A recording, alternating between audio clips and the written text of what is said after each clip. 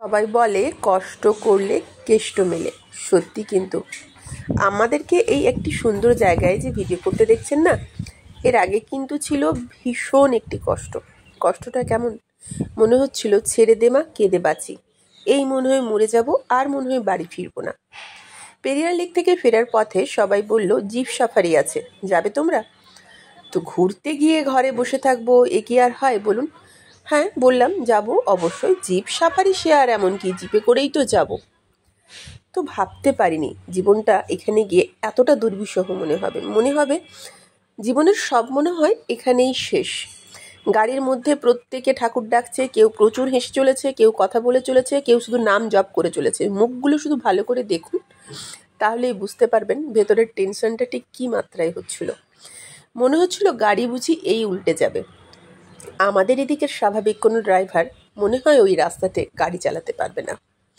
তো আমি জিজ্ঞেস করলাম ড্রাইভারকে যে এখানে এই রকম রাস্তা কেন?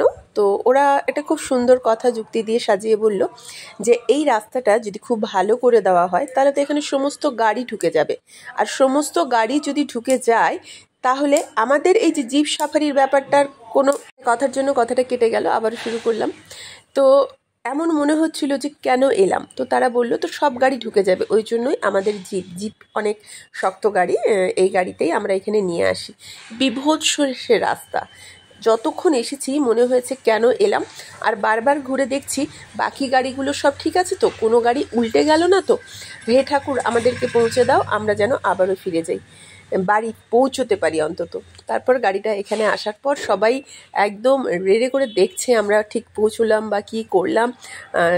সবাই একদম জিপের সামনে চলে এলো। আর জিপে যখন উঠলো তখন তো আমি ভাবলাম একদম উঠে গিয়ে পাহাড়ের ওপাশে গিয়ে পড়বে। কিচ্ছু করার নেই, যে স্পিডে উঠছে আমরা সবাই ধরে নিয়েছি আজকে আমরা শেষ, বাঁচার কোনো সম্ভাবনাই আমাদের কারোরই নেই। মানে রাস্তাটা আমি বলে বোঝাতে পারছি না আপনাদেরকে, বা দেখেও বোঝাতে পারছি না কি বিভৎস সে রাস্তা। তবে পৌঁছে যাওয়ার পরে যেটা হলো, মনটা একদম মুগ্ধ হয়ে গেল। তাকিয়ে দেখুন সামনে সবাই আমাদের গাড়ি আসার অপেক্ষায়, ক্যামেরা করতে ব্যস্ত, ছোটাছুটিতে ব্যস্ত। না যাক, এরাও পৌঁছেছে শেষ অবধি, এটাই ভাবছে।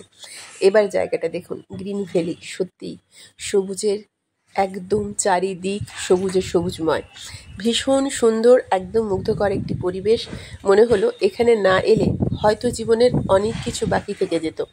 সবাই এই জায়গাটাতে পৌঁছে ভীষণ খুশি হয়েছিলাম আমরা। প্রত্যেকে প্রচুর ছবি তুলেছি। আমাদের যে ড্রাইভার দাদারা ছিল সাথে, তারা আমাদের হেল্প করেছেন, তারা আমাদের অনেকগুলো জয়েন্ট ছবি তুলে দিয়েছেন। আর আমি তো কি বলবো, কি ভালো লেগেছে বলে বোঝাতে পারবো না। কয়েকটা ছোট ছোট ভিডিও করলাম, এমনি ঘুরে ঘুরে দেখলাম। সত্যি মুগ্ধ হয়ে গেলাম। এই জায়গাটিতে না এলে কেরালা আসলে বিফল।